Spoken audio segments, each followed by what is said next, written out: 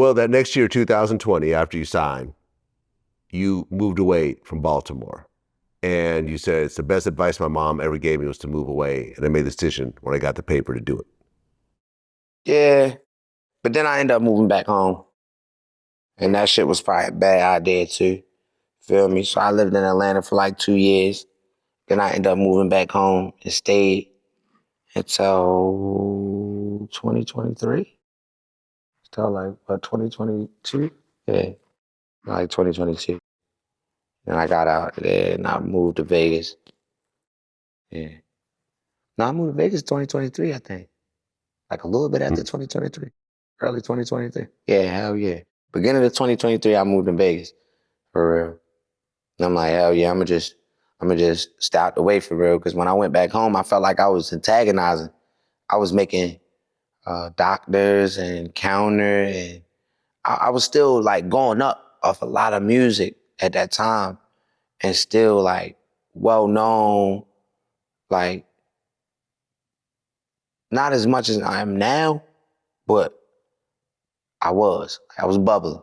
Obituary was just still moving around. It was still going throughout the radio stations and shit like that. It ain't even reached throughout the country yet. It was just reaching certain radio stations for real, you feel me? So I was just, you know what I mean? I had moved back home and that shit was not cool. Feel me? I think a lot of people be like, yeah, I gotta go back home to feel the roots. And hey, to each his own, but ain't no fucking roots. You see what I'm saying? When you somebody, you're antagonizing. Look at it however you want to, you're antagonizing because you go back to somewhere where niggas ain't you. And niggas wanna be you. And they get to see you when you can just remove yourself. You can just not, like real shit, this is a bit crazy. Nigga, I know people look at me like, I know why the fuck am I seeing this nigga? Like, bro, I don't wanna see this nigga, bro. Like, yeah, I know you doing well for yourself, but yo, do well for yourself over there, bro. Like, I don't wanna see you every day. Niggas was seeing me every day. I'm coming out different outfits, fucking sweatsuits, fucking different hoodies, jewelry, busting. I'm coming out like, and I'm not supposed to do that to my people, cause we more down to earth. We more in the street, bust open the fire hydrant, get wet in the summertime type shit. Like we more on like real rugged, real like, I don't know, yo, real grimy. Like we from that, like showing them that and putting that in front of their face every day without, and I ain't had no guidance with it. So I was just stunting on niggas. Pulling up in my truck, tinted windows, niggas can't see through my car and all that shit. Like I'm dragging on niggas. Like that shit, I just felt antagonized. Like a big ass antagonizer. Like, bro, you doing well. Go show niggas what doing well can get you. I'm around this bitch, like acting like doing well put you back home. Like that shit not put you back home. Like, and then I got the resources to really get the fuck away from it. So it kind of, yeah, it fucked me up mentally. Yeah.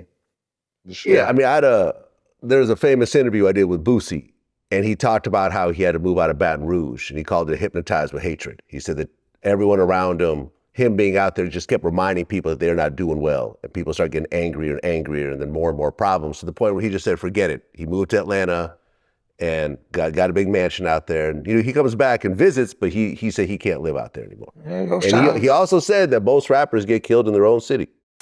They get out the car with their friend, with their other partner, and he listening to your music. They walk in the house, they girl listening to your music. They go downstairs, the kids doing a dance to your music. Now they are hypnotized with hatred. They are hypnotized with hatred. They didn't go downstairs, they niece ain't even spoke to them when they walk in the house. They just singing Boosie. They niece ain't didn't say, hey, uncle, or nothing. They just singing Boosie. They get back in the car and go to the store with they cousin in the car. They say, oh, that's a car like Boosie. That's a car like Boosie. Okay, they let son get in the car. Dad, I want some change like Boosie. All right, now you hypnotized with hatred. I'm tired of hearing about him. I'm tired of hearing about this guy. I know what I'm gonna do. And that's how it started, man. They get hypnotized. Shout out to that nigga Boosie, man. Boosie know. Boosie know. He ain't from Baton Rouge. He from a place just like, he be in Baltimore. He know Young Moose. Young Moose, one of his artists. Moose came up around, we all came up around the same music era for real. Yeah, Moose know. Moose a little older. Moose know it's a bad place. It ain't no, well, Boosie and Moose know, like, it ain't no place where you can just shine on niggas. And I say that respectfully.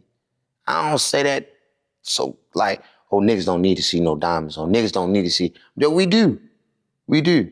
But we need to work to go see it. I don't think we need to see it where we at for real, because it don't give us no inspiration to do nothing.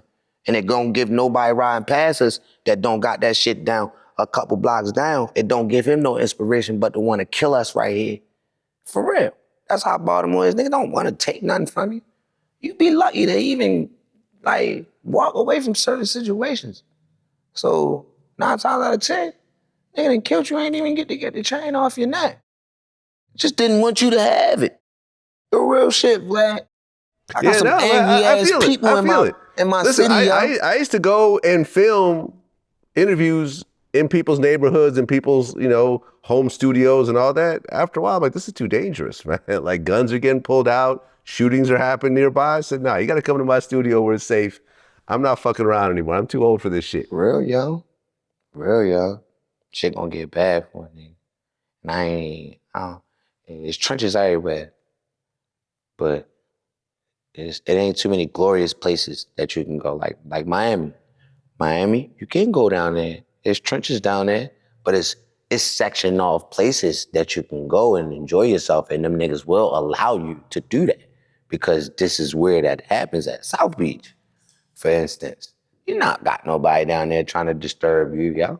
Probably trying to sell you some shit, but disturb you like you in somebody's hood, you ain't in nobody's hood. Now, when you go back on the other side of that border or on the side of that bridge, that's a different, it weighs out something different. And it's like, boy, what the fuck you doing over here by Burger King? You get the fuck away from me. You see all these junkies? Like, shit get the weighing out a little different. So, I don't know, yo. I don't know. I just ain't from a place where you can just do that. I ain't. Well, you mentioned that you went down to Atlanta, and this hits close to me because you started working with Rich Homie Quan. Yeah.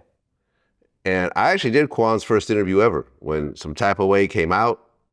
I knew, but it was like, at first, right now I'm signed with TIG, you know what I'm saying? That's what I'm saying. People for Trinidad James, we're on the same label and that, you know what I'm saying? When I first dropped it, like, but our situations are totally different, you know what I'm saying? Like, he signed Dutch and I'm not, you know what I'm saying? But we signed on TIG. You feel me? I'm not signing nobody. But when I first dropped the song, I sat on it. I hadn't even let nobody hear it, you know what I'm saying? But I knew it was a bank cover, like, some of the songs I'm bringing, they ain't feeling like. So when I dropped it, I'm trying to keep it simple, but I ain't trying to do too much. I want to have something that's catchy. We linked up early. We kept in contact. We had a lot of private conversations along the way as he was going through the whole YSL trial and everything else like that. Yeah. But before I talk about how you guys worked together, when Rich Homie Quan passed away, how did that make you feel? Oh. I don't know, y'all. I've been clean ever since. I for sure been clean as a motherfucker ever since. But I used to get way more high than him. It hit me hard, yo. Cause I ain't even gonna lie. When we was in the studio, we used to be around each other, we working. I used to be high as a bitch, way higher than him. Way higher than him. I used to ask him how many perks he got at me, like 2 10s. I'm like, what? I'm about 60 milligrams, about to put another 30 in me, like, going, like, and I can make 8 more songs off of doing that. Like, I was like an extra music junkie. Like, I was geeking, bro. Like, I used to get more higher than him. So to find out, like, how it went, and at that time I was still doing drugs, I just cut that shit out. Like, this shit was over. Shit was over with. Nigga got scared. I ain't gonna lie. Never been that scared in my life. Feel me? Nigga got scared. I ain't even gonna hold you. And that's some crazy shit. Be cool. You fall asleep with all these luxuries, all the luxuries of life. mansion, studio in your house, clothes, jewelry, cars, family, and don't wake up to it. Right. Feel me? Niggas be talking about what they want to wake up to, man. You happy you even woke the fuck up this morning. Feel me? Type shit like that off of what they say a pill when bro took a pill. I used to take multiple. So I'm looking at it like, damn,